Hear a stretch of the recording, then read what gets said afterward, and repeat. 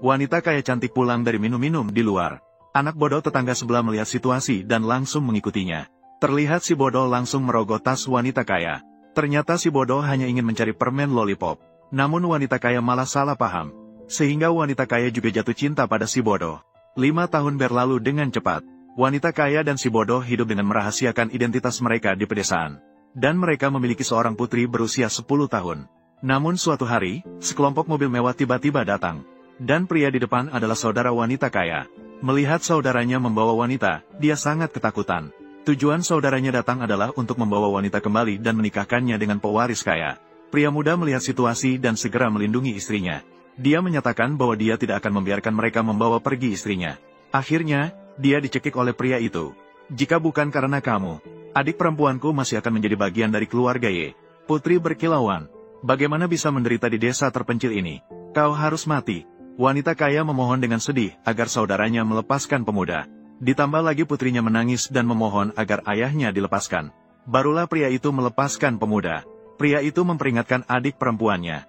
Jika tidak mau kembali dan menikahi pewaris kaya bersamanya, maka hari ini pemuda akan dikirim untuk menerima makanan kotak. Pemuda berusaha keras setelah melihat situasi. Akhirnya dipegang erat oleh pengawal. Kemudian pria itu mengeluarkan kartu senilai 100 juta untuk pemuda. Membiarkannya mengambil uang itu. Kemudian mencari istri di desa dan menjalani sisa hidup bersamanya.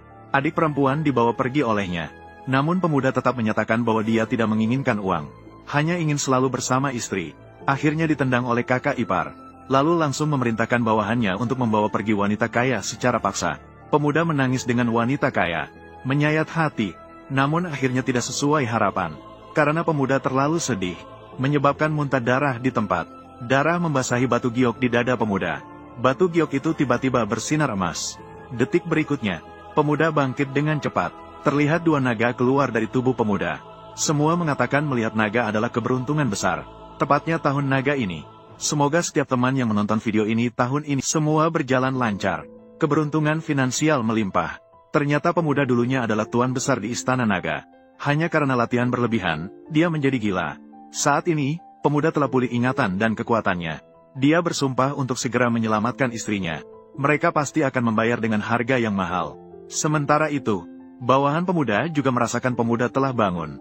Dia segera memerintahkan untuk mengumpulkan semua kekuatan di Dragon Temple. Harus segera menemukan keberadaan pemuda dengan secepat mungkin. Dengan cepat bawahannya menemukan keberadaan pemuda. Keberadaan Tuan Putri Dewi ditemukan di mana? Tempat di mana upacara besar Xian Yuan diadakan di atas gedung. Sampaikan perintah ke bawah. Seluruh Dragon Temple segera berangkat. Bertemu dengan Tuan. Sementara itu, saudara laki-laki telah membawa wanita kaya ke acara Xian Yuan. Bersiap untuk menikahkan wanita kaya dengan generasi kedua kaya di acara Xian Yuan. Tanpa ragu, nenek langsung memukul wanita kaya. Marah kepada wanita kaya yang kabur dengan orang bodoh. Mereka telah merusak reputasi keluarga mereka. Kemudian memerintahkan wanita kaya untuk segera berganti pakaian. Bersiap-siap untuk menikahi generasi kedua kaya sebagai selir. Saat saudara laki-laki mendengar itu, dia langsung tidak setuju. Apa, nenek? Bukankah Anda menyuruh saya menikahkan adik perempuan saya dengan Xiao Dasao? Bagaimana bisa menjadi selir? Menikah dengan Tuan Xiao sebagai istri. Kamu Zihui, apa yang Anda pikirkan? Tuan Xiao akan diambil sebagai murid langsung oleh Dewi Istana Naga. Dia bisa menikahi Ye Rouyun yang busuk itu sebagai selir. Dia dan Ye Rouyun sudah memiliki hubungan selama 8 generasi. Yang tidak diketahui banyak orang adalah bahwa Dewi Istana Naga mereka hanyalah bawahan si kecil. Wanita tersebut menyatakan bahwa dia sudah memiliki suami. Bahkan jika harus mati dipukuli, tidak mungkin menikah dengan anak konglomerat. Sepupu ini marah dan mengancam. Jika begitu, maka, mari kita habisi si kecil terlebih dahulu. Namun pada saat itu, suara menusuk telinga terdengar. Ternyata si kecil sudah tiba. Si kecil mengatakan bahwa siapapun yang berani menikahkan istrinya dengan anak konglomerat, maka, mari kita mulai dengan siapa. Berani memaksa istriku menjadi selir orang lain. Keluarga Y, kalian sungguh berani. Ada perubahan besar di langit dan bumi. Tuannya marah. Pasti akan ada peristiwa besar yang terjadi. Kita harus segera bertemu dengan Tuan. Ya. Ibu, Ren, apakah kamu baik-baik saja? Baik-baik saja. Lin Xuan, kamu benar-benar datang.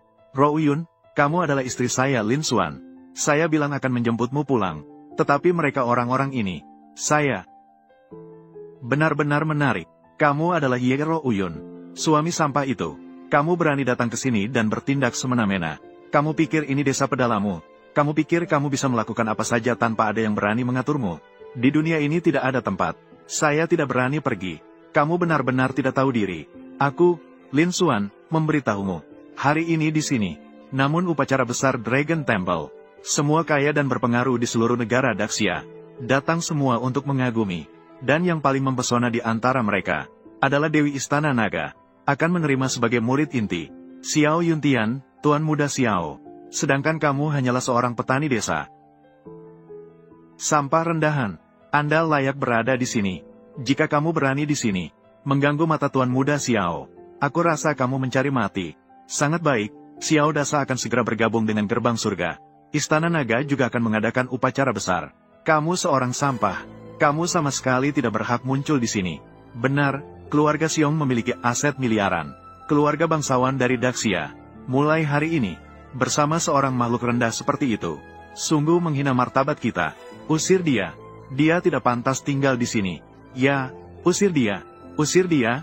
Usir dia. Kalian. Lin Xuan, kau benar-benar berani datang ke sini. Benar-benar di luar dugaan nenekku. Karena cucuku, saya memberi satu nasihat kepada Anda. Segera bawa anak terkutuk ini pergi. Pergi dari sini sekarang juga. Kalau tidak, Xiao Dasa akan datang. Nyawamu dalam bahaya. Nenek Ye, jangan terlalu cepat bicara. Kau pikir aku kalah darinya, karena kau tidak tahu identitasku.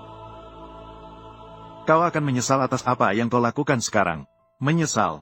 Menyesal apa sih? Orang seperti kau juga tidak tahu diri. Seberapa berani dirimu? Aku lupa dengan orang seperti kamu. Kamu sama sekali tidak tahu apa itu. Akar spiritualnya luar biasa. Hari ini, apakah kamu melihatnya? Dia akan menjadi seorang dewa di masa depan. Kamu, apa sebenarnya yang kamu anggap dirimu ini? Takdir surgawi dan akar spiritual. Kamu yakin ingin membicarakan takdir surgawi dan akar spiritual dengan saya? Dalam jarak 10 meter. Aku lupa dengan orang seperti kamu. Kamu sama sekali tidak tahu apa itu. Tuan Muda Xiao memiliki takdir surgawi. Apa yang disebut akar spiritual? Lihatlah. Itu disebut batu pengukur spiritual. Dia adalah Dewi Nixiang dari Dragon Hall. Untuk kami untuk menguji takdir surgawi dan akar spiritual. Mereka tanpa takdir surgawi tidak boleh mendekati batu spiritual. Dalam jarak 10 meter. Mereka tanpa akar spiritual. Meskipun mendekati batu spiritual, batu roh tidak akan bereaksi dengan cara apapun. Hari ini, aku akan menggunakan batu spiritual ini untuk membuka matamu. Penjaga keamanan datang. Ye, ada perintah apa? Apa perintahnya? Uang ini. Ambil ini dan berikan padaku. Mendekati batu pengukur spiritual. Baiklah.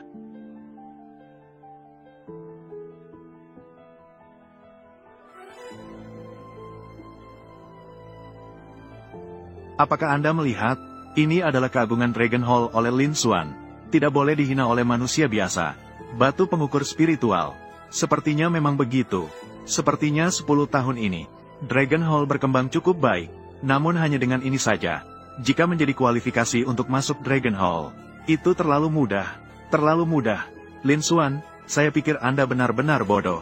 Mendekati batu pengukur spiritual hanya menunjukkan bahwa orang ini memiliki takdir surgawi. Ini adalah kemampuan dasar untuk bergabung dengan Dragon Hall. Yang paling penting, tetap harus memiliki akar spiritual. Bagaimana bisa begitu? Sudah umum diketahui. Batu pengukur spiritual ini meledakkan sinar cahaya, mewakili akar spiritual kelas 1. Dapat bergabung dengan Dragon Hall, menjadi murid pelayan, dihormati oleh ribuan orang, dan meledakkan 2 sinar cahaya. Maka itu adalah akar spiritual kelas 2. Dapat bergabung dengan Dragon Hall seperti saya, menjadi murid resmi. Dari sini, langkah menuju ke langit. Tentu saja saya memiliki akar spiritual kelas 2. Tentu saja bisa bergabung dengan Dragon Hall. Mengenai 3 tiang cahaya, adalah 3 akar spiritual kelas 3. Kabarnya, Xiao Yuntian dan Xiao Dasao adalah akar spiritual kelas 3. Hari ini bahkan diambil sebagai murid langsung oleh Dewi Nixiang. Diterima sebagai murid langsung. Mulai dari sekarang, mungkin akan berdiri di puncak dunia ini. Puncak tertinggi. Oh, begitu hebat. Lalu, apa selanjutnya? 4 tiang cahaya adalah akar spiritual kelas 4. Hanya 1 orang dalam 100 tahun. Itu adalah Dewi Nixiang. Ini menandakan memasuki gerbang surga. Melampaui manusia biasa, mencapai kesucian. Lalu, apa selanjutnya? Lin Xuan ini terus naik. Kamu bukan tipe orang seperti kamu yang berhak bertanya. Bahkan akar spiritual kelas lebih tinggi, mungkin hanya dimiliki oleh